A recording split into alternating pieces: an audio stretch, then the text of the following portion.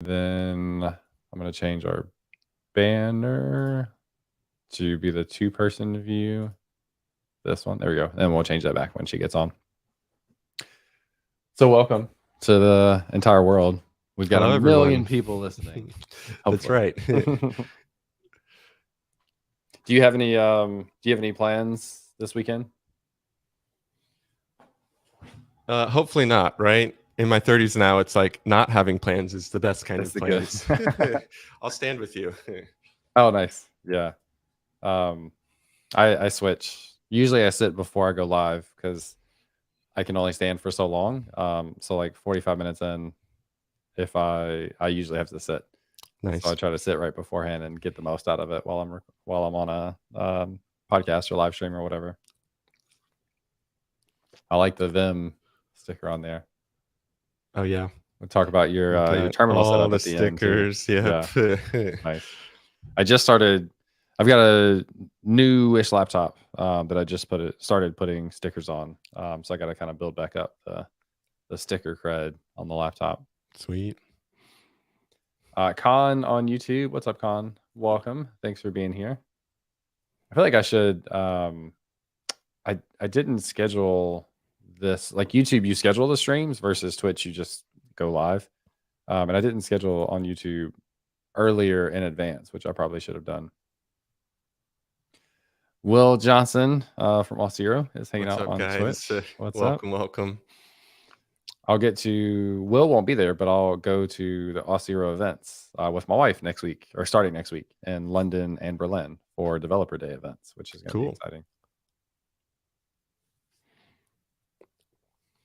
I don't see the sub button on Twitch. Well, so yeah, this is an interesting decision. I got rid of my affiliate status on Twitch so that I could stream to both Twitch and YouTube at the same time. So if you wanted to monetarily support me, you can still do that through YouTube. I'm not asking you to, Will, but if you wanted to, you could do it there. But yeah, that was just a decision that I made to kind of broaden the audience and bring in the audience from YouTube as well while we do live streams. So no subs on Twitch, which like I maybe I made $10 a month, $15 a month on subs on Twitch. So it's not like I really gave up a whole lot there. Cool. Hey, Mr. X. Mr. X, what's up? Hello. We hear you. We see you. It's also fun to like I've been doing YouTube for so long, and now to be able to bring like some of the YouTube audience to live streams now is fun. So right. Hey Daniel, I got a team member that's joining us today. Is that from your team? Yeah, so my day job, I've got some coworkers that are listening in today. So we're just sort of waiting for a couple of things. For those that are here, you're a few minutes early. We're just sort of ramping up and getting ready to start the conversation. Here we go. And it's Amy. Amy, I brought you in. Did you know? Hey, Amy. I did once you said hi. Oh, man. I was trying to shock you as much as I could. Thank you. This is so vain. Are you ready for this? I went and fixed my hair, and you can tell I was wearing a hat. Uh-huh. You got that line? Yeah. I definitely have that too. Amy and I had a meeting a little while ago, and she was wearing a hat because her hair wasn't ready. So my hair wasn't ready. But I do my hair first thing in the morning. It doesn't take much to do my hair. I know my hair's cut off right now with this camera angle. But it looks good. You can see okay, so this is secrets. I have a teleprompter. You can see it. So you have that's where it comes from, is that ring. I have a slight ring when I have my teleprompter. I've got a really cheap one, but on there too. Yeah. Nice. Oh, man. Josh, it's nice to meet you. Yeah, nice to meet you. Welcome. A few more people hanging out with us. Christian, who's been in the streams the last several weeks on YouTube, and was super helpful in our conversation in a conversation I had about Astro a few weeks ago. So Christian, welcome back. There's Khan is here as well. Santa grew up watching your videos. imagining that's for me. That is amazing. That's super That's cool. so nice. Yeah. That sort of stuff, like you get negative, ridiculous comments on YouTube and stuff sometimes, but usually it's positive stuff, and it makes me really happy to hear. So, Yeah. thank you for that. Mark says that he thinks Twitch lifted the restriction on streaming to multiple platforms at one time. I didn't know that. I thought I heard that as well, but I went and looked, and I thought that it still said that the restriction was there. So if that changes, then I'll go back to being an affiliate. But yeah, making $15 a month on subs and stuff. So oh, that's good. It's more than. Can I share a brief story? Actually, it doesn't matter what you say. So we will. She always asks like she cares what my opinion is. We'll occasionally do Amazon affiliate links. And so James had asked me one time, how much have we made off of affiliate links? And I went and looked and I said, 15 cents. Yeah. Yeah. And he said, well, why don't you just keep that and buy yourself something? Yeah, you I hope you had fun with that, by the way. Like that. You never know what you can find for 15 cents. Hey, how would you feel if I went and bought I don't even know if you could buy a lottery ticket for that, but I was gonna say a lottery ticket and then I made like $1 million. It'd be great. I don't know. I'm not like You'd be the new sponsor of Compressed FM. Yeah, you would be the sponsor. Yeah. I'm like so practical in my life that I like a lot of people would be like, oh, I knew I shouldn't have given, but I'm not retroactive like that. Like having made the fit is like you're not retroactively practical, or no, you are. Like I'm still so practical. Like I don't look at that situation. I wouldn't look at that situation and be like, oh my God, I can't believe I gave Amy $1. Like that's great that it's just as if you had your own dollar from the beginning and won a lottery ticket, you know? So I don't know. Anyway. Nice. By the way, my CEO is saying that we all sound nice and crispy. Which one is Benji, the CEO? Yes. Benji, what's up? We've all got our fancy mic. Can you tell we all do YouTube and podcasts? We were talking about microphones earlier today. I'm going to buy a new one right after we get done. Oh, sweet. One to take with me on travel because I've got to record. So we've been talking about what is the travel? Do you travel, Josh? Do you have like a travel setup? No, not really.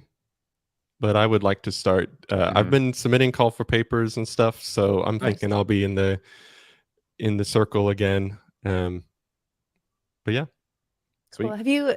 So to me, Sessionize was eye opening. I didn't know about that until James told me about it. Have you heard of this? Tell me more. So there's a website called Sessionize where you can set up a profile and it'll even make like event recommendations based on the tags or whatever you set up within your profile. So it helps show you events that are coming. But you can also, I think, even like set up, hey, this is the talk, and then you can use it to submit to multiple places so you don't have to fill it out every single time. A lot of conferences use Sessionize, so you just go through the drop down and select a previous talk that you already got and just say submit. That's nice. But one question about advice for front-end developers. So 2 answers. One, you have to be a lot more specific for when you're asking for advice like that. That's a recommendation. B1. The other thing, that's my advice. Be a front-end developer. The other thing that I would recommend is joining the Learn, Build, Teach Discord, where you can ask questions like that once you figure out more specifically what you're looking for. So I've got a link to the Discord in there. And that said, are y'all ready to record? By the way, Amy, I've got the intro in Stream Deck. So we're going to do the intro. We're going to do the intro as part of the live recording for the first time ever. So everybody in the audience clap and get prepared and excited. This is going to be amazing. Well, the last episode that we recorded, we did have a live audience where there were applause cues. So it was so like Amy created an applause slide and I threw it in like after every other slide. I was like, applause, applause, applause. It made me feel better. So nice. It made me feel better too. Benji just clapped. Thank you, Benji. Cool. If y'all are ready, then I will kick us off. Let's go. Welcome to another episode of Compressed FM, a podcast all about web development and design with a little bit of zest. In this episode, Josh Medeski is going to talk us through full stack preview deploys with Remix, PlanetScale, and Netlify, a bunch of amazing technologies. Everyone, hello. My name is James Quick, and I am a full-time technical content creator. Hello, my name is Amy Dutton, and I am the Director of Design at Zeal. Web development and design, who would have guessed? Well, we can do them both, even add a little zest. So turn up the volume, get ready for the best. Let's get it started in this episode of Compressed. Oh, you added applause. It's a separate button. I didn't hear that, so I need to figure out why. But if everybody else heard it, that's great. I think I just don't have it coming through the monitor. How'd you know when to push the applause button if you couldn't hear it? I could see the countdown of the audio. Nice.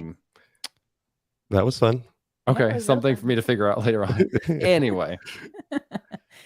So in this episode, we are glad to have two amazing sponsors in Daily.dev and Hashnode. We've talked about them a lot. Hashnode is my favorite platform for developers to get started creating content as a blog and be able to share that with the audience and amazing community that Hashnode has. And then Daily.dev is an extension that Amy and I both use in our browser to where every time we open up a new tab, we can see the latest and greatest in article content relevant to topics that we are interested in. So thank you for Hashnode and Daily.dev for sponsoring. And now, Josh, welcome to the stream, to the podcast. Super excited to have you on to talk about some fun technologies and kind of innovative stuff that you've been working on. So welcome. And do you want to give people a little bit of background about who you are and what you do? Yeah, thanks for inviting me. I am about 10 years I've been doing development. I've spent over those 10 years, I've had a couple of jobs in the bootcamp world as well. So both teaching and doing development. I used to manage a team, and now I'm a full stack developer for a startup in Austin called Nutility. We're like automating and bringing utility payments to the 21st century. So shout out to my team.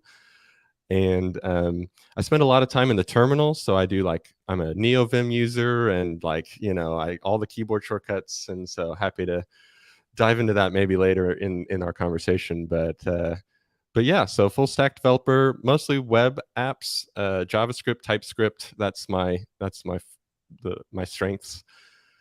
So that's a little bit about me. I think you hit Amy's on mute, so I'm going to go. You hit all the buzzwords for JavaScript, TypeScript.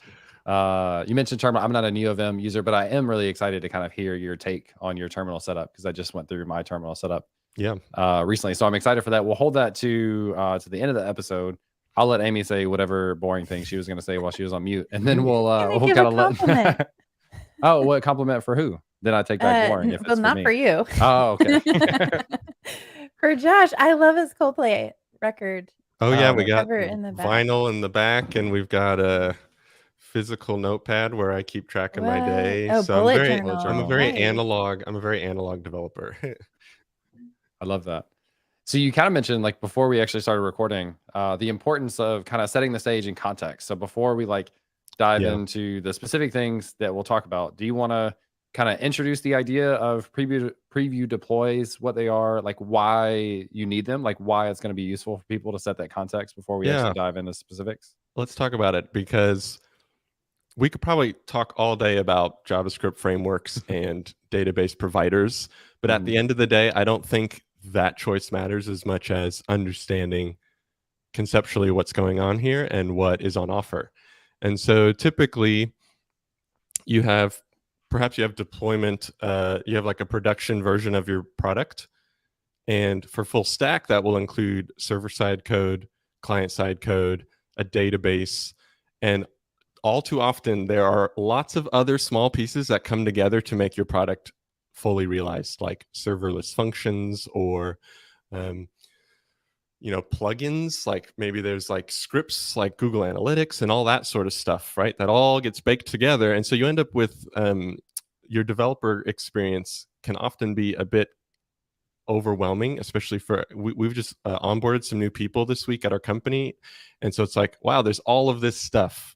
Right. And so the goal that I've had recently, and the thing that's been on my mind a lot, is the developer's experience doing this and having a clear way to preview, to basically show your features before you ship them. And traditionally, this looks like a staging server. So those that aren't familiar with this idea, you have a copy of production running in parallel at all times. And so you could choose to merge code to staging. And so then you can kind of, you can give your project manager or your quality assurance team updates to say, hey, there's this new feature here, and you have to sort of document it, and then you have to have that conversation back and forth. And then if for some reason something doesn't go as planned, right, you have to maybe roll back your staging server before you can release other features. And so you end up with this sort of these blockers that can get in your way. But the main goal would be a developer can sit and work on something. In most cases, they don't even need external services. They can hopefully run all of it off of their computer. But as soon as a non-technical person gets involved, they don't know how to do that. They don't have the capability of spinning up Docker and starting a node instance and setting environmental variables. And all of these things have to be in play for you to be able to kind of preview a feature beforehand. And so it's going to be an exciting conversation today. I have a tech stack that works well for me as like a side project. And I think it's sort of fun and easy to do. And it's actually per branch. And so instead of having staging, you have just, this is my feature. It's one feature. You can test it in isolation and kind of preview it in isolation. And so we'll talk about all that in depth. But I think it's just so important to be able to see new features before they're shipped.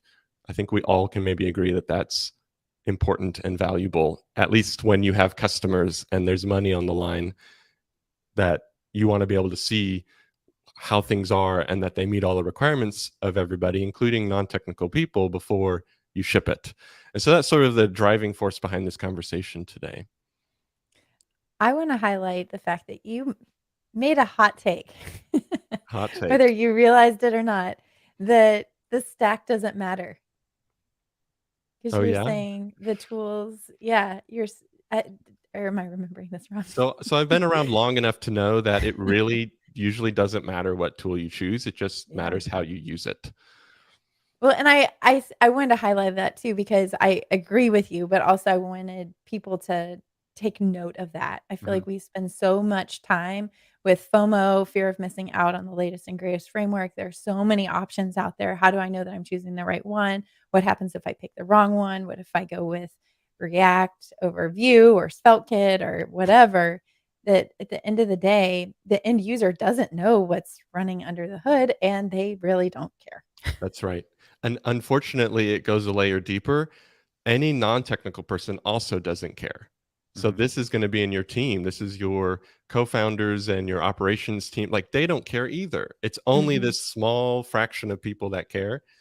And my advice about that is often the most boring solution or choice is going to be the best choice. And what I mean by that is you can go reach for the cool new shiny thing, but there's a lot of risk there, because one, you don't know if that product is going to continue to live after a certain period of time, because it hasn't really gone through all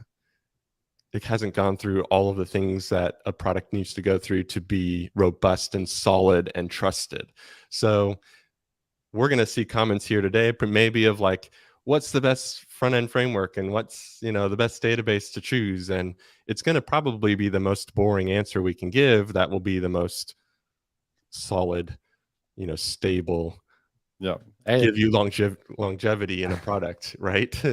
And the it depends answer is totally valid. And I think there's there's a big difference between working on production level software, which I don't do and haven't done for a couple of years. Right. And then the people like me who are like creating YouTube videos and have the flexibility to go out and try all these new frameworks and like switch and adopt new things as they come out.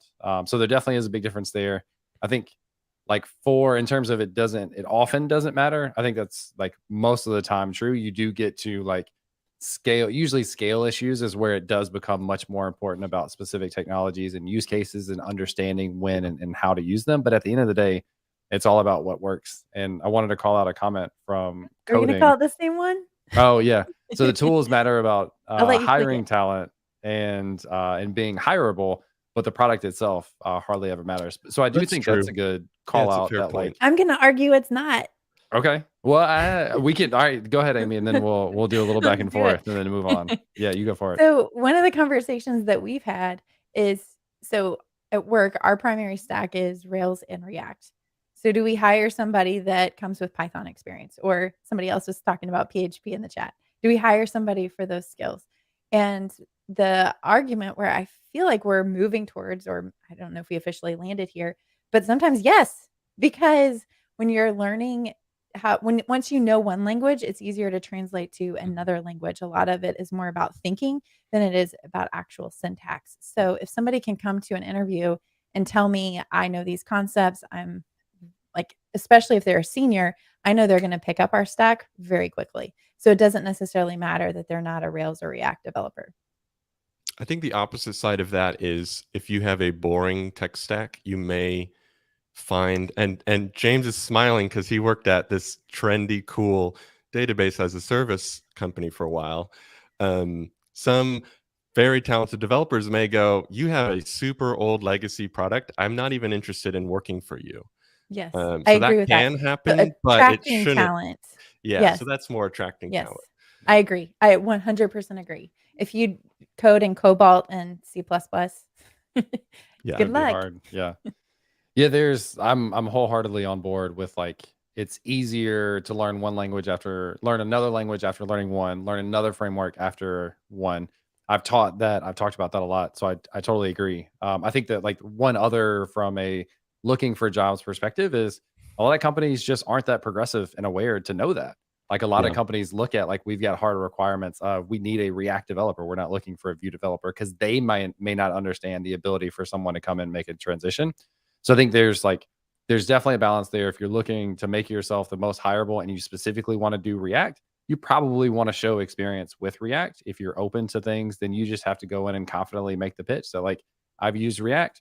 I've looked at Vue. There's so many like parallels. I don't think there'll be any problem with me taking a Vue and being able to contribute to the team, etc. So a couple of different sides to the same conversation. Well, and let's pivot a little back to the original conversation where we meant to have here, and that is that this idea of deploy previews. I think the one thing that I get worried about and see a lot over the different jobs and companies I've worked for over the years is when things aren't automated and things aren't straightforward from the day to day, it just doesn't happen. And what I mean by that is if you have like a staging server or something and you have to like manually create PRs and manually run scripts off of your computer and it's some human is like having to do this stuff hands-on, I think that's where you lose you lose productivity and you lose the opportunity to actually trust that that is a useful workflow. People just go, ugh, like I gotta go. It's gonna take me the next 2 hours to spin this up and to make this happen. And so we'll talk about it more. Maybe we start transitioning into the actual tech stack, but there are some modern tooling that you can use that lets you automate all this. And so literally you just like git push and all of this works in the background and all of this is highly valuable and it's very little overhead once you set it up. One of James, I'm going to throw you a softball here. One of James's soapboxes is that the developer experience is a huge piece of marketing, which is what I hear you saying. In order to get somebody to adopt a lot of these tools, a lot of that is making that developer experience as seamless and as easy to use as possible. Yeah, that seems to be the trend with tools and platforms and frameworks is just taking care of the stuff that we don't need to redo ourselves manually over and over again. And I've been like, I think this is much more common than newer content makes you think, is that like I was at FedEx just a few years ago, every deploy was a manual thing and it was copying over a manual jar file from Java and it was like doing the same thing for different testing environments, killing the server, replacing it with a new jar file, restarting it, all those things. Like that's actually probably still fairly common, but we move into this new world. And this is a little bit of the irony of talking about like the stability versus now talking about being able to leverage these relatively newer tools, but they've also been around for several years to then take our DevOps process, to take our deployment process to the next level. So I think this would be a good time to transition into like, let's just throw out some of these technology buzzwords and you can kind of talk about them more. But Remix as a React framework, Tailwind CSS for styling, Prisma as an ORM that we've talked about a lot on the podcast, PlanetScale as a database, Netlify as a host, and then support for branch-driven development. And then you got a note here for Pulumi, which I don't know a whole lot about for easier DevOps in the future. Anyway, all those technologies said, do you want to kind of dive into like let's how dive into you it. chose those and what they do for you? All right. So the first choice is Remix. And if you're not familiar with it, it's a fairly newer React framework, but their main values are keep it simple. And that's the main rule, keep it simple and use built-in technologies. So let's not abstract all of these clever things that every new React framework can do. Let's just use 10-year-old form post, methodologies, or put cache headers in your requests. Like, just do really basic stuff that the web has been doing for a decade or more. And so that's why I like Remix.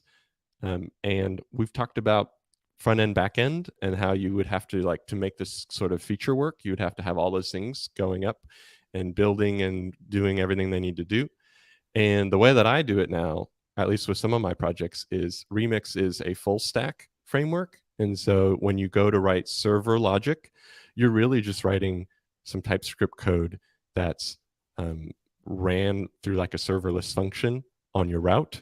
So if you're going to like go to the homepage, it'll hit a loader function, and that loader function's server side, and it'll do whatever complex logic you need to do, and then it will return, it'll like hydrate that data into the client side. And so it's all one framework.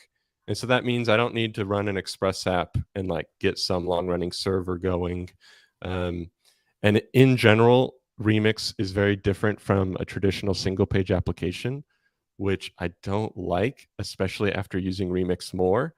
I just realized that there's all these like loading states you have to deal with, and then there's this like cache busting mechanisms that you have to mess with, or you have to bring a third-party state manager just to deal with all of it.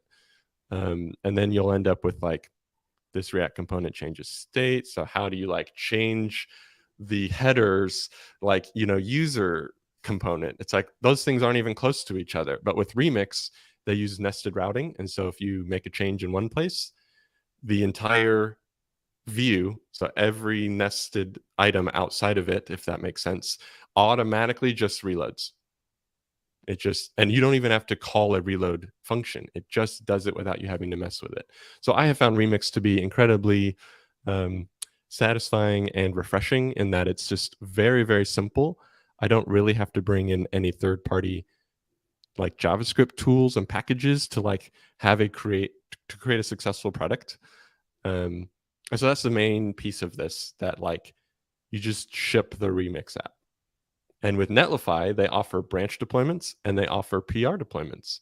And so that's all baked in and built in as well. And again, Netlify is just one service that does this. I'll tell you a little bit more in the future, later in this conversation, why Netlify is a good choice for me right now. But Amplify does this, Vercel does this, right? All of these. You could even use a service like Pulumi, which we'll go in depth with a little bit later, but you could just create your own script and push your files to an S3 bucket, right? It's like, and then statically host it and maybe put it through some sort of proxy to like get the URLs you want, right? And so that would be maybe the most hands-on, but again, that would be cheap and really straightforward for someone that knows what they're doing in that world. So yeah, Remix is the first piece of all this. Love it. Yeah. And we actually met and like talked and streamed about Remix a few months ago, which I haven't done much with since, just because like my content priorities have changed. But just to also like over explain maybe or clarify for the deploy preview. So you have like your different branches. You push code to, typically we think of main or master branch as your main branch. You push code to that, it automatically deploys on Netlify and other hosts. In this case, for the preview deploys, you can choose to like have any branch get its own deployment, or specific branches get its own deployment. So you can push to a feature branch, for example. Netlify is going to run the same build process, host that application separate from your main one on your actual domain. And it's going to give you a custom URL for this. And that's a thing that you can share with other people for them to go and preview and have other people make sure that it looks and interacts and does the right things before you actually merge that into the main or master branch. That's right. And they have very cool like feedback drawer is what they call it, some sort of drawer, like a drawing tool, basically, and that's built into these PR previews now. And so you can have non-technical people, again, they don't even need a GitHub account. They just can go to that URL and they'll see a little drawer and they can like click it and they can annotate, like circle this text box and say, oh, this is wrong. And like, you know, highlight maybe a duplicate entry in the table and be like, oh, this isn't supposed to happen.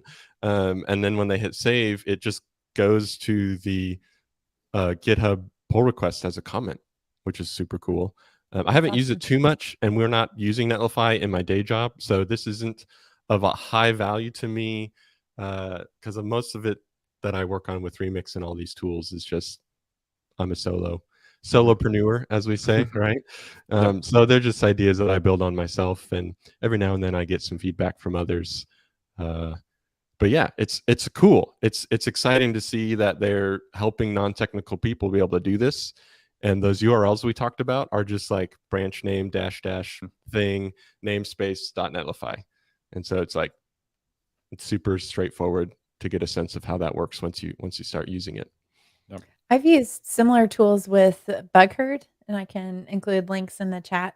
And I have a buddy that runs Punchlist, and both offer those non-technical tools for other people providing feedback, and it makes the world of difference, because how many times do you get feedback and then you have to say, well, what device are you on? What platform are you using? Right. You're on a mobile device or a desktop. And the nice thing about those tools is it captures all of that information with their feedback comment.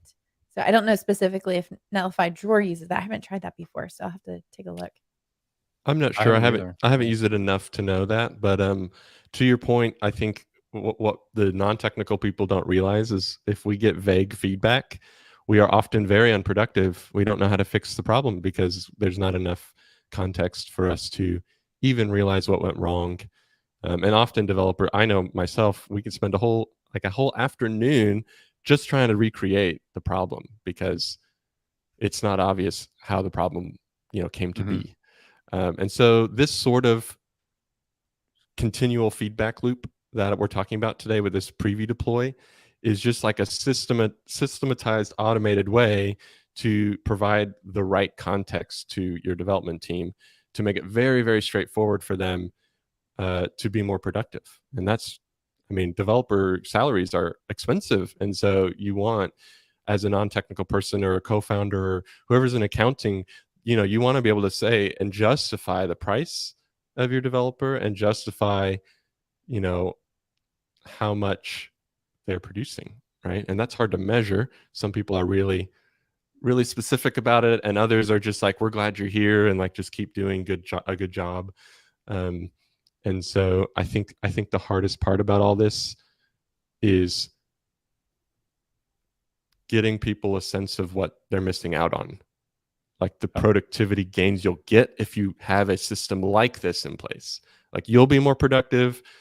Your developer team will be more productive. Your quality assurance team will be so much more productive. And so it's like, I'm just sort of obsessed with productivity. So it's like, how do we make everybody not be wasting time and not miscommunicating?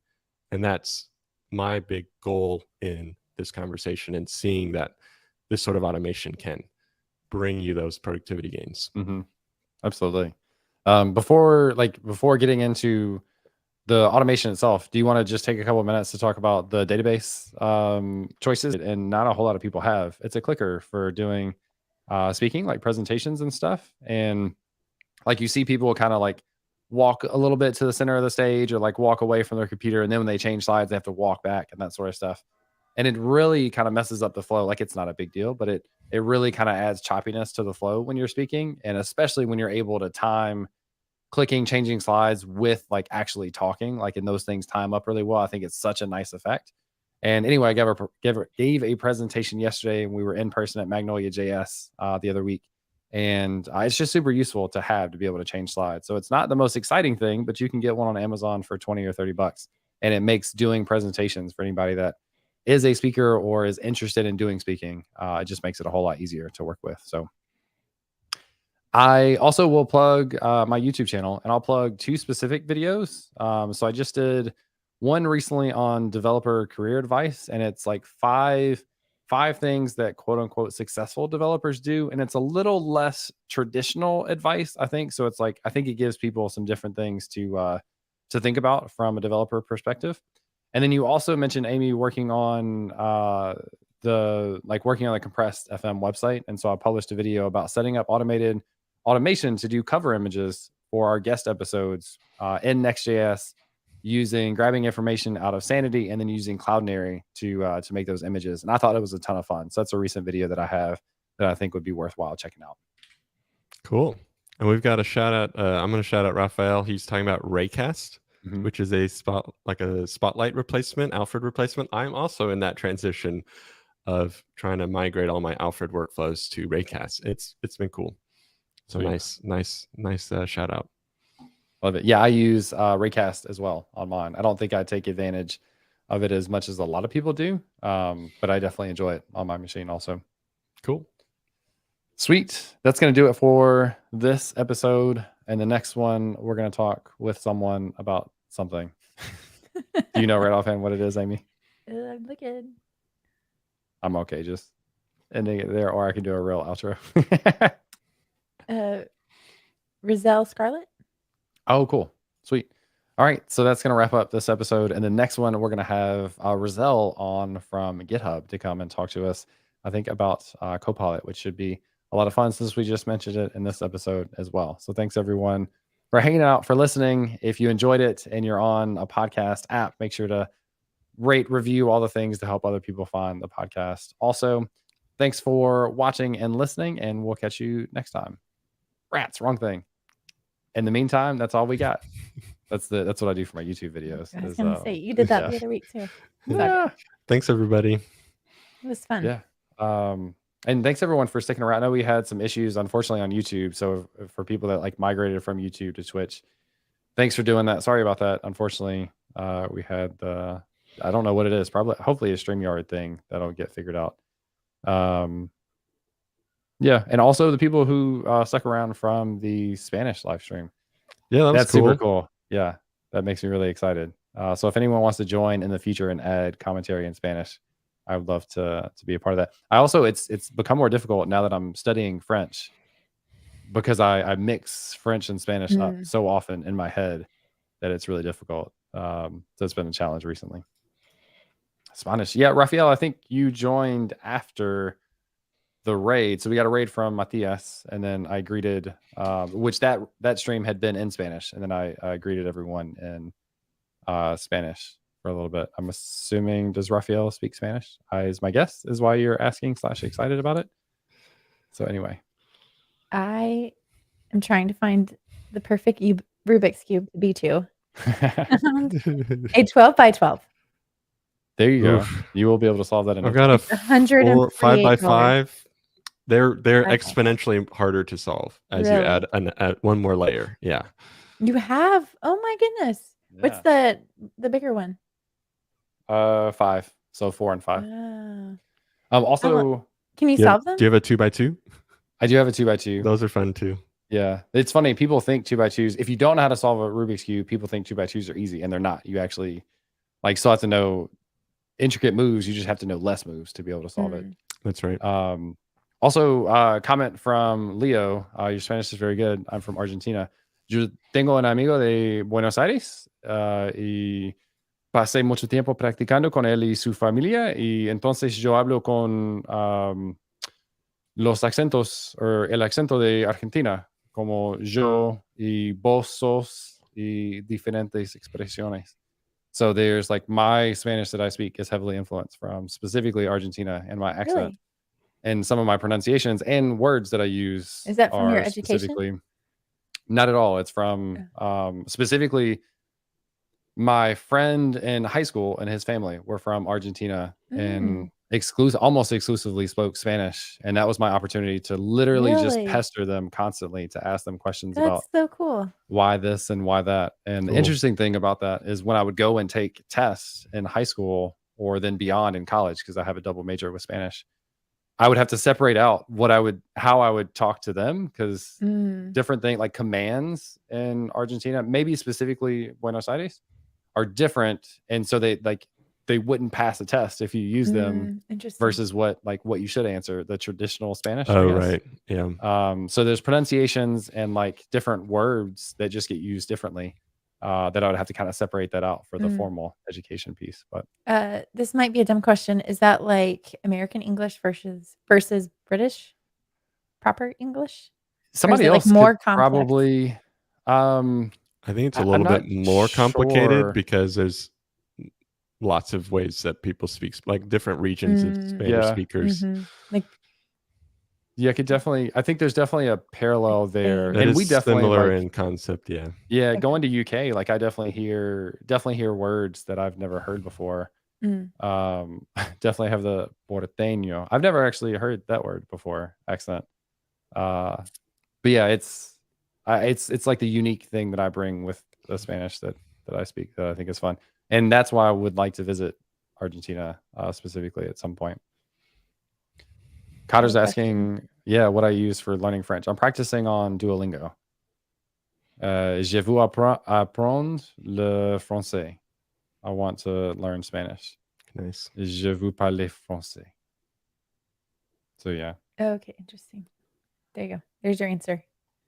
There is a standard proper language like Spanish and English. Yeah.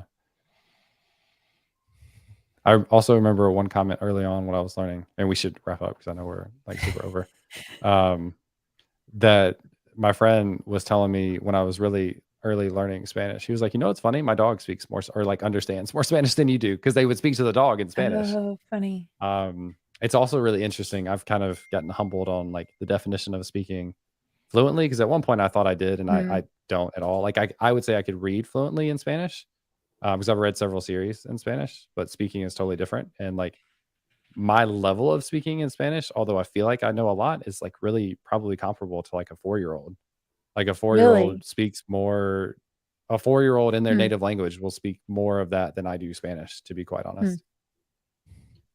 It's hard to really get to like fluent level without being immersed in it on a daily basis. And I haven't been in that situation in a long time.